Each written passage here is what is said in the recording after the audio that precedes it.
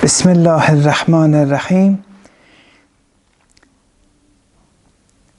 In fiqh, which is the external dimension of the Shariah has an exoteric external layer and dimension, which is the letter of the law. But the same Shariah, which has a dhahir, an exoteric layer, the same Shariah also has an inner, esoteric dimension to it. That which is important is that this entity is called the Shariah. But this Shariah is multi-layered, and we shouldn't suffice with only one dimension. If you suffice with the zahir, it will lead to your spiritual downfall. And if you suffice with the batin, the esoteric layer, and not pay heed to the zahir, it will also lead to your spiritual downfall.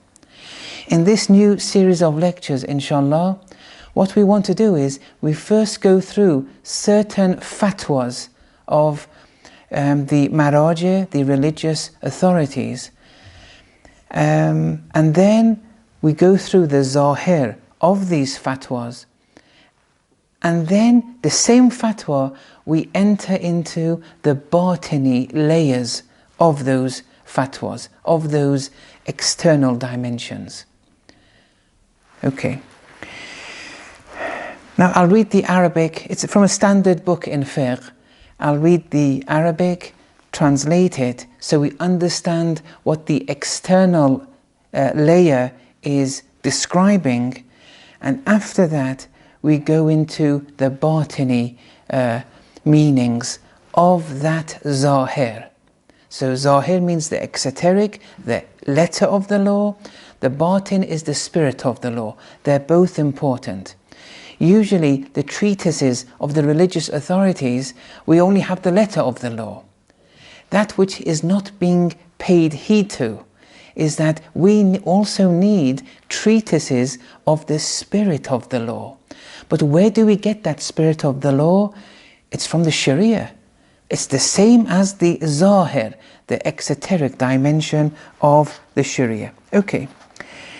ينقسم ما يستعمل فيه لفظ الماء إلى قسمين. That in which the expression water is used, that in which water qualifies. Okay, so wherever something qualifies as water and the expression water can be used in relation to it, that in the language of the Shariah, that can be divided into two classes. Okay, that which the expression water can be used in relation to it is divided into two classes. Al-awwalu, the first class, i.e. the first thing or the first class of things in which the expression water is used. What is it? What's this first category? Ma'un mutlaqun, absolute water. This is category number one. Wa huwa, and absolute water is defined as ما يصح استعمال لفظ الماء فيه بلا مضاف إليه. It's defined as that water in relation to which using the expression water is deemed accurate according to laity, according to the common layperson, without being annexed to anything, without there being any need to annex water to any other thing. It's deemed as accurate by the common layperson in using the term water. So wherever it's deemed accurate by the common layperson to term something as in quotes, water without there being any need in annexing it to anything, there, that water is called absolute water. Now, examples are given. كَمَاءِ الَّذِي يَكُونُ فِي الْبَحْرِ أو النهر أو البئر أو غير ذلك. Such as that water which is in the sea, in rivers, in wells, and other things. The water in the sea, the water in a river, in a well, all these, it's accurate, according to the common layperson, to call it water, without there being any need to annex it to anything. It's water. They say this is water. فَإِنَّهُ يَصِحُّ أَن يُقَالَ لَهُ مَاءٌ. And it is deemed accurate when it is said in relation to that thing, water alone. It's deemed accurate. وإضافته إلى البحر مثلا للتعيين لا لتصحيح استعمال. Now here they say that now when we say sea water, we're annexing water to the sea. When we say river water, we're annexing the water to the river. The fuqaha say, the jurisprudence, that this kind of annexation is not what we mean, because here when we annex water to the sea, it's for purposes of specifying the locus wherein the water is residing, and that's in a sea, in a river, in a well. It's not for purposes of correct usage, because even before you annex water to the sea, before calling it seawater, that reality is water. The common layperson does qualify that which is in the sea as water. Now when we annex it to the sea, that's only for reasons of specifying the place, not for reasons of correct usage, whether it's correct to call that water water in genuine terms. Now this will be understood when we speak about the second class, and then we'll come back and explain this more. Athani, the second group of things in which the expression water is used, is called Athani ma'un mudhaafun. Here, the second group is called mixed water. It can also be translated as relative water, because it's not water alone, it's mixed with something. But I think for reasons of simplicity, I think let's call it mixed water for now. Wahuwa, the definition of mixed water, all these have batini meanings. I just want to cover the zahiri aspects before going into the batin. Wahuwa ma la yasihhu isti'malu lafz al-ma' fihi bila mudhaafin ilay. Mixed water is defined as that water in relation to which using the expression water is not deemed accurate, when it's not annexed to anything. Just calling it water, it's not deemed accurate, according to the common layperson. كَمَاءِ الرُّمَّانِ وَمَاءِ الْوَرْدِ, such as pomegranate water or rose water. Here, it's when you don't annex it, when you don't annex it to anything, you can't call it, it's not correct to call that entity as water without annexing it to something. And therefore, pomegranate water, you have to annex the water to pomegranate. You have to annex the water to rose. That has to be done. If you don't do it, you can't call that external pomegranate water, juice, or rose water, you can't call it water anymore. without annexing it. Water alone, you can't. Whereas with absolute water, without annexing it to anything, there you can call it water. But with pomegranate juice and other juices and rose water, here, if you don't annex it to something, just calling it water in absolute terms, which was okay with absolute water, here just calling it water in absolute terms is incorrect according to the layperson. Such water is called mixed water. It has to be annexed. Now, in seawater, water was annexed to the sea. In rose water, water is annexed to rose. But with seawater, this annexation was for purposes of specification.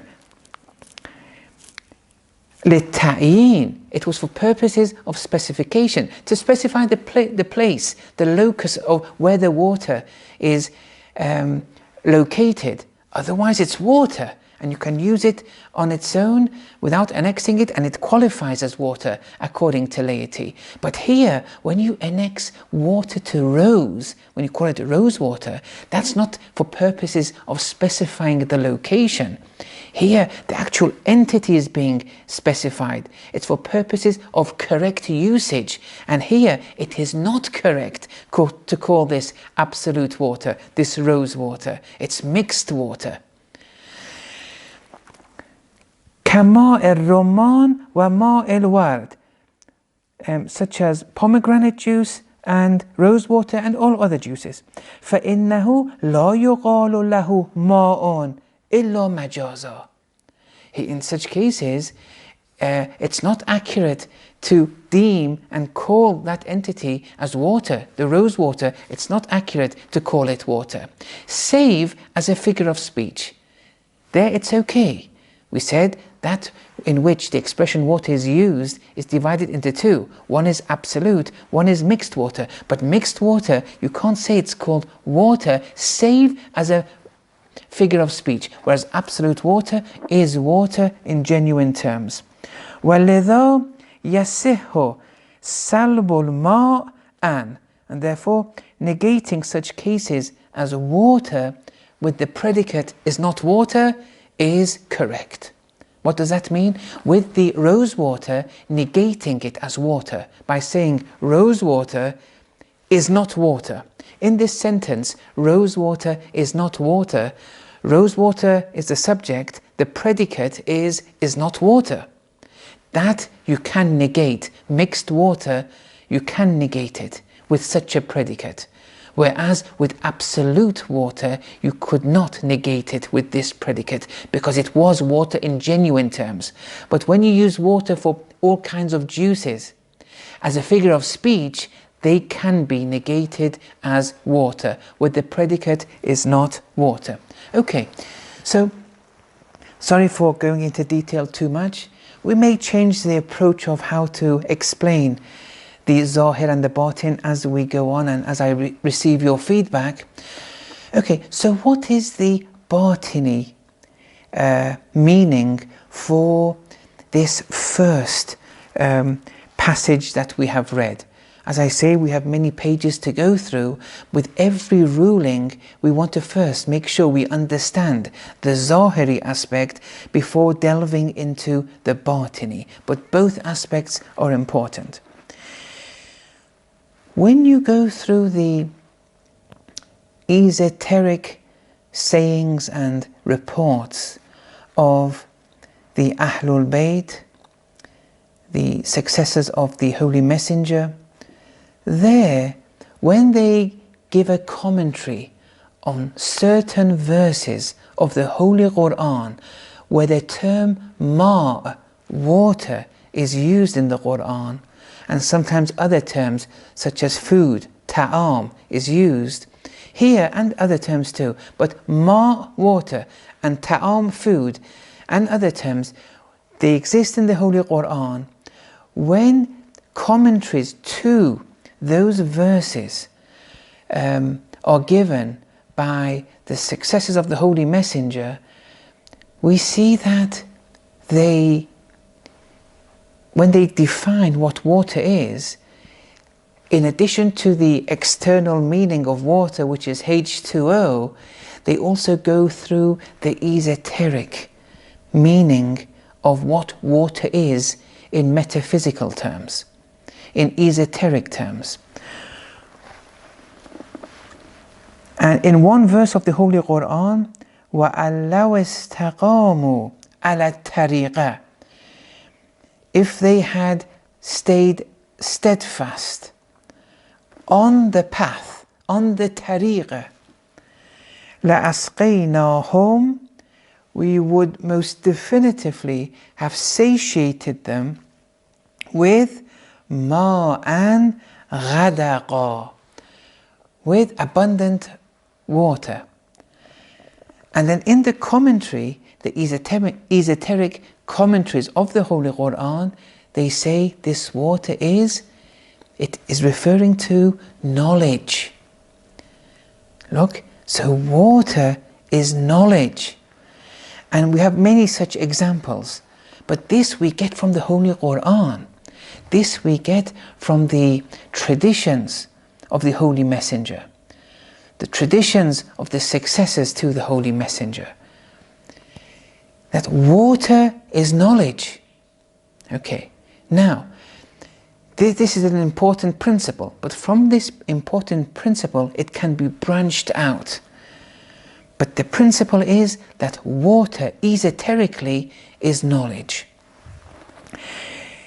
Yes, the verse also has an external meaning. No one denies that. But now, here, when you take it on an esoteric understanding and commentary, if you stay steadfast on the tariqah, tariqah being the spirit of the law. We have the Shariah, we have the tariqah. Tariqah is the spirit, the batin of the Shariah. If you stay steadfast on it, you'll be most definitive, you'll be satiated by Allah with abundant knowledge. And this knowledge, of course, is pure knowledge, true knowledge. Some knowledges aren't pure, they're not of benefit to one in the hereafter, and their benefit in this world is also limited. But pure knowledge, knowledge of Allah, knowledge of God, knowledge of proximity to Allah, knowledge of the attributes of Allah, knowledge of pure monotheism, all these things, this is true knowledge. Now, water is knowledge. Now, based on this, here, we, according to other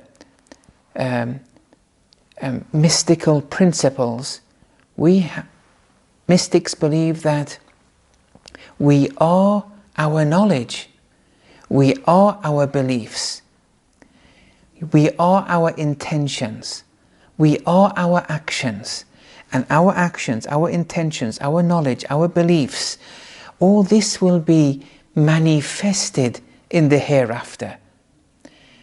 Okay, so the hereafter is a direct result of how you acquired knowledge.